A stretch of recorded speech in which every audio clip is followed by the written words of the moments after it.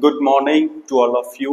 Welcome to my channel Kinetic Mind उड़ान Development Academy classes जो कि जोड़िया में है. Firstly, I want to introduce myself. My name is Anil Lolotra and I am a mathematician and HOD of उड़ान Development Academy classes. So guys, आज आप सबके लिए मैं लेके आया हूँ क्लास 10th का मैथमेटिक्स चैप्टर नंबर 1 जिसका एक बहुत ही फेमस क्वेश्चन है जो काफी सारे बच्चों को प्रॉब्लम क्रिएट कर रहा है. आज मैं आपको उस क्वेश्चन को पूरा डीप में समझाने वाला हूँ.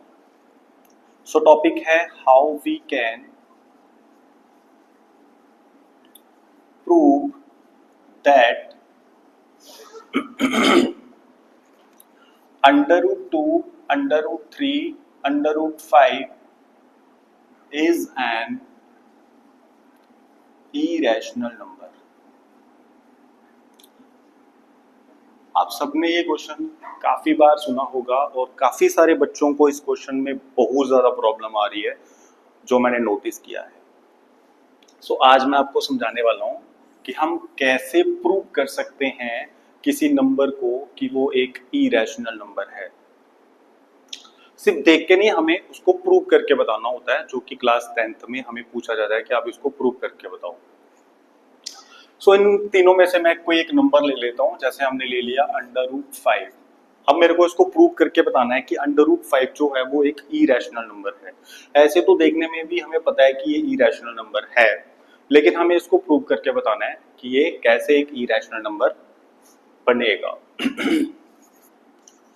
इसके लिए हम लोग जो मेथड यूज करेंगे वो हम यूज करेंगे एजम्पशन मेथड. तो फर्स्टली अगर मैं आपको एजम्पशन के बारे में बताऊं तो एजम्पशन होता है किसी चीज को मान लेना, किसी चीज को मान लेना कि ये ऐसा है. तो हमने एजम्पशन कर लिया तो हम लेट करते हैं let √5 is a rational number. अगर हम ये मान लें कि ये जो √5 है ये एक रैशनल नंबर है, हमने इसको मान ले रहे हैं कि ये रैशनल नंबर है. सो अगर ये रैशनल नंबर है तो सबको आपको पता होना चाहिए कि रैशनल नंबर होता क्या है. तो रैशनल नंबर एक ऐसा नंबर होता है जो a/b की फॉर्म में हो और b कभी भी 0 नहीं होना चाहिए. मतलब जो इसका डिनोमिनेटर है वो कभी भी 0 के इक्वल नहीं होना चाहिए और a और b दोनों को प्राइम नंबर होने चाहिए. तो अगर हमने इसको मान लिया कि √5 जो है वो रैशनल नंबर है, तो इसका मतलब कि जो √5 है वो रैशनल नंबर की जो रिक्वायरमेंट है उसको पूरा करने वाला होना चाहिए. तो मतलब ये a/b की शेप में होना चाहिए. ठीक है. और a एंड b क्या होने चाहिए? को प्राइम नंबर. ठीक. क्योंकि अगर ये रैशनल नंबर है तो इसने रैशनल नंबर की सारी जो रिक्वायरमेंट है उसको पूरा करना चाहिए. अब बहुत सारे बच्चों को ये समझ नहीं आता कि को प्राइम एक्चुअली में होता क्या है. क्योंकि टीचर आता है पढ़ा के चला जाता है, लेकिन आपको कोई ये नहीं समझाता कि को प्राइम नंबर क्या है. क्योंकि जिन बच्चों को तो पता है को प्राइम नंबर क्या है उनके लिए भी कुछ चीजें काफी ज्यादा डिफिकल्ट हो जाती है इसमें. तो लेकिन चलो आज मैं आपको इस बारे में समझाता हूँ. को प्राइम नंबर क्या होता है? फर्स्टली मैं आपको बता दूं कि को प्राइम नंबर जो होता है वो कभी भी सिंगल में नहीं होता, वो हमेशा डबल में होता है. मतलब कहने का मतलब पेयर्स में होता है. तो मतलब ऐसा नंबरों का पेयर जिनका कॉमन फैक्टर क्या होना चाहिए? 1. सिर्फ कॉमन फैक्टर 1 होना चाहिए. मतलब ऐसे दो नंबर जिनमें सिर्फ और सिर्फ मतलब जो एक दूसरे के टेबल में नहीं आते, हम लोग सीधा समझेंगे जो एक दूसरे के टेबल में नहीं आते. और जो एक दूसरे के टेबल में नहीं आता है उसको हम क्या बोलते हैं? को प्राइम नंबर, जिसका फैक्टर सिर्फ 1 नहीं होगा. तो मान लो जैसे हमने 2, 3 नंबर ले लिया. अब कुछ लोग इसको समझते हैं कि प्राइम नंबर और को प्राइम नंबर एक जैसे होते हैं, बट ऐसा नहीं होता. प्राइम नंबर अलग होते हैं, को प्राइम नंबर अलग होते हैं. सो को प्राइम नंबर क्या होंगे? ऐसा नंबर्स का पेयर जिनका कॉमन फैक्टर सिर्फ क्या होगा? 1. तो जैसे हम लोग ले लें 4 एंड 5, इसके बीच में भी सिर्फ कॉमन फैक्टर 1 है क्योंकि 4 और 5 एक दूसरे के टेबल में नहीं आते हैं. दूसरा जैसे हम लोग ले लें 2 एंड 6, तो क्या 2 एंड 6 को प्राइम नंबर होगा? नहीं होगा, बिकॉज इसमें क्या आ रहा है, 2 का कॉमन फैक्टर 2 हुआ है और 3 का भी 6 का भी कॉमन फैक्टर क्या आ रहा है, 2। तो इसका मतलब ऐसे नंबर हमने नहीं लेने होते हैं जो जिनका कॉमन फैक्टर 1 से ज्यादा भी कोई नंबर हो। आई थिंक को प्राइम का कंसेप्ट आपको समझ में आ गया होगा। सीधा हम समझेंगे को प्राइम वो नंबर्स होते हैं, ऐसा नंबर ऑफ पेयर होता है जिसका कॉमन फैक्टर सिर्फ 1 होता है। आगे अगर मैं बात करूं तो अगर हमने इसको √5 को रैशनल नंबर मानना है तो √5 उसकी रिक्वायरमेंट को पूरा करेगा। इसके नीचे हम 1 लगा देंगे। इसको हम लोग सिंपल बटरफ्लाई अगर लगाएं, सिंपल बटरफ्लाई मतलब जिसके बीच में इक्वल टू होता है उसको सिर्फ हम क्रॉस में मल्टीप्लाई करते हैं। सो 1 को a के साथ करेंगे क्या आएगा, a, और b को √5 के साथ करेंगे आएगा √5b। एक्चुअली में मैं वीडियो थोड़ा लंबा हो रहा है बिकॉज आपको ये क्वेश्चंस मैं ऐसे समझा रहा हूं कि हर एक बच्चा इसको अच्छे से समझ सके। सो a इक्वल टू √5b के इक्वल हो गया। नाउ अभी हमें इसको क्या करना है, स्क्वेयरिंग करते हैं दोनों side. Squaring both side we get, so अगर मैं दोनों साइड में इसके स्क्वेयरिंग करूं तो क्या आएगा, a का स्क्वायर इक्वल टू √5b का whole square. Now a square equal to अब √5b का स्क्वायर। अब इन दोनों के, जब इन दोनों नंबरों के बाहर स्क्वायर होता है तो इसका मतलब होता है ये होल स्क्वायर है। होल स्क्वायर का मतलब होता है दोनों का स्क्वायर है।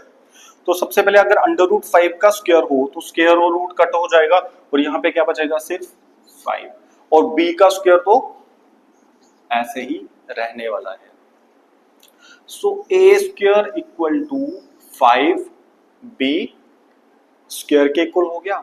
तो यहां से देखो a स्क्वायर जो है 5 को डिवाइड कर रहा है, a स्क्वायर क्या कर रहा है, 5 को डिवाइड कर रहा है। तो हम लिखेंगे a square is divisible by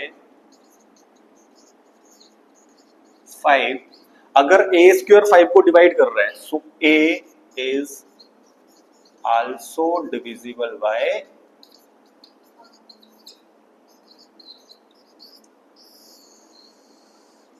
इसको हम बॉक्स के अंदर रख देंगे। तो सबसे पहले हमने यहाँ पे क्या बता दिया कि a स्क्वायर डिवाइड कर रहा है 5 को, तो a भी 5 को डिवाइड करेगा। अब बहुत सारे बच्चों को यहाँ पे भी बहुत ज्यादा प्रॉब्लम क्रिएट होती है कि हाउ a स्क्वायर अगर 5 को डिवाइड कर रहा है तो a कैसे 5 को डिवाइड करेगा। इसको अगर मैं आपको एक सिंपल एग्जांपल से समझाऊं, मैंने क्या कहा कि a और b कोई भी नंबर हो सकते हैं लेकिन वो को प्राइम होने चाहिए।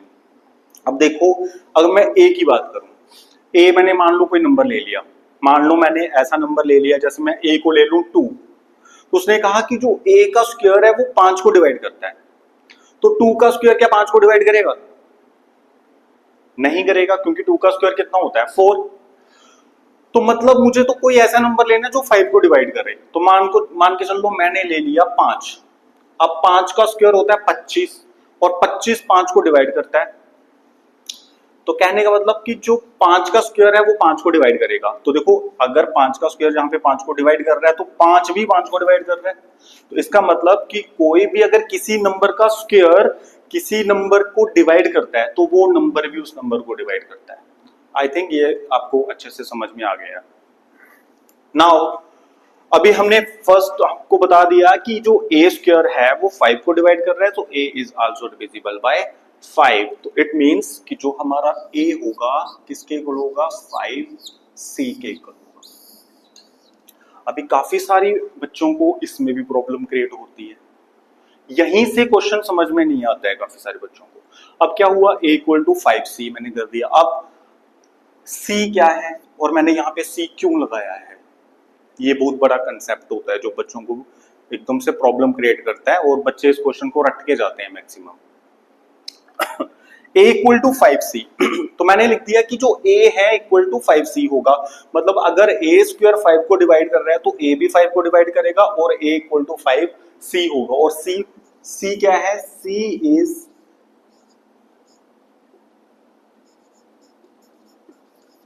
इंटीजर।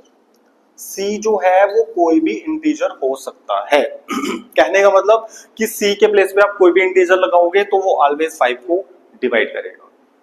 1 लगा के देख लो, अगर मैं 5 को, अगर मैं ए को ले लूं 5 और यहां पे लगा दूं 1, तो 5 1 का 1, 5 1 का 5, तो 5 क्या करेगा, 5 को डिवाइड करेगा। दूसरा, क्योंकि ए तो मुझे वो नंबर लेना है ना जो 5 को डिवाइड करे। दूसरा मैंने ले लिया, मान लो 5 ले लेता हूं, सॉरी 5 तो अभी ले लिया, उसके बाद मान लो हम 6 ले लेते हैं। तो 6 तो ले नहीं सकते क्योंकि 6 तो 5 को डिवाइड नहीं करता है, हम 10 लेते हैं। तो क्या देखो 10, अगर यहाँ पे हम 10 रखें और सी के प्लेस पे कोई भी नंबर रख लें हम लोग, मान को चलो यहाँ पे हम मैंने रख दिया 10 इक्वल टू 5। अब यहाँ पे कोई भी इंटीजर रख के देख लो, कोई भी, हम 2 रख लेते हैं, 5 2 का 10, देखो 10 भी डिवाइड कर रहे हैं, 3 कर लेते हैं, 15 भी डिवाइड कर रहे हैं, 4 रख लेते हैं। तो मतलब कहने का मतलब कि सी मैंने लिखा है कि सी कोई भी इंटीजर हो सकता है, तो इसके प्लेस में हम अगर कोई भी इंटीजर रखें तो वो उसको पूरी तरह से डिवाइड कर देता है। सो ए इक्वल टू हमने मान लिया ए किसके इक्वल है, 5, सी के इक्वल, और सी कोई भी इंटीजर आपका हो सकता है। आगे, अगर a इक्वल टू 5c है, अब इसको सॉल्व करेंगे। यहां पे देखो a square equal to 5b square हमने बनाया था और बताया था कि a स्क्वायर 5 को डिवाइड कर रहा है और a भी 5 को डिवाइड कर रहा है। अब यहाँ पे हमने a की वैल्यू निकाली है, a इक्वल टू 5c। अब आपने जस्ट क्या करना है, a की वैल्यू को वैल्यू में पुट कर देना है। तो a क्या है हमारा 5c, तो एक हो जाएगा आपका 5c का स्क्वायर। a का स्क्वायर है और a की वैल्यू है 5c, तो बहुत सारे बच्चे उसको कई बार ऐसे लिखने की कोशिश करते हैं, तो ऐसे नहीं लिखना होता बिकॉज ये होल स्क्वायर है, पूरे a का स्क्वायर है। तो 5c है a, तो हमने a के प्लेस पे क्या लिख दिया, 5c का स्क्वायर इक्वल टू 5b का स्क्वायर। अब इसको होल स्क्वायर में नहीं ले सकते भाई, क्यों, बिकॉज ये तो सिर्फ 5b का स्क्वायर है, 5 का स्क्वायर नहीं है ये। नाउ 5 का स्क्वायर कितना होता है 25, और c का स्क्वायर साथ में रहेगा 5b का स्क्वायर। अब देखो 5 1 का 5, 5 5 का 25, क्योंकि ये डिवाइड हो रहा है। तो देखो 5c का स्क्वायर इक्वल टू b का स्क्वायर। तो देखो बेटा यहां पे भी क्या आ रहा है कि b square is divisible by 5। अगर b स्क्वायर 5 को डिवाइड कर रहा है तो b भी क्या करेगा, डिवाइड करेगा। वो मैंने आपको पहले भी समझा दिया है, b is also divisible by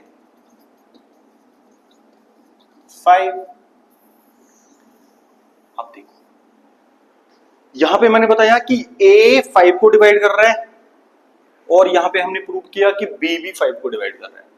तो अगर if a and b divided by 5, अगर a और b दोनों 5 को डिवाइड कर रहे हैं तो it means a and b have common factor is 5। इसका मतलब क्या है कि a और b का कॉमन फैक्टर क्या आ रहा है 5। और हमने क्या कहा था कि रैशनल नंबर कौन सा होता है, जो a और b क्या होने चाहिए, को प्राइम नंबर, मतलब 1 के अलावा कोई फैक्टर नहीं होना चाहिए। तो यहाँ पे 1 के अलावा फैक्टर आ रहा है, 5 फैक्टर आ रहा है, तो इसका मतलब क्या हुआ, इट मींस आवर एजम्पशन, जो हमने माना था, जो हमने सोचा था, इज रॉन्ग। वो हमारी एजम्पशन क्या हो गई है, गलत हो गई है। सो अंडर रूट 5 क्या है, रैशनल नंबर नहीं है, तो under root 5 is an irrational number हो जाएगा। इस तरह से इन क्वेश्चंस को सॉल्व किया जाता है। तो फर्स्टली आपको जब भी ऐसे क्वेश्चंस को सॉल्व करना है तो ये मैं टीचर्स को भी बताना चाहता हूं कि सबसे पहले बच्चे को बेसिक पढ़ाना बहुत जरूरी होता है कि आप को प्राइम नंबर के बारे में बताओ कि को प्राइम नंबर क्या होते हैं, रैशनल नंबर के बारे में बताओ रैशनल नंबर क्या होते हैं। क्योंकि जो बच्चे क्लास में अच्छे होते हैं वो तो इस चीज को कर लेते हैं, लेकिन काफी सारे ऐसे बच्चे भी होते हैं जिनके बेसिक कंसेप्ट बिल्कुल भी अच्छे नहीं होते। तो एक बार अगर हम बेसिक से इस क्वेश्चन को इस तरह से समझाया जाए तो आई थिंक सभी बच्चे उस चीज को आराम से कर पाएंगे। मिलते हैं नेक्स्ट वीडियो में इस चैप्टर का अगला जो इंपॉर्टेंट टॉपिक होगा उसके ऊपर। तब तक के लिए thank you so much, good bye.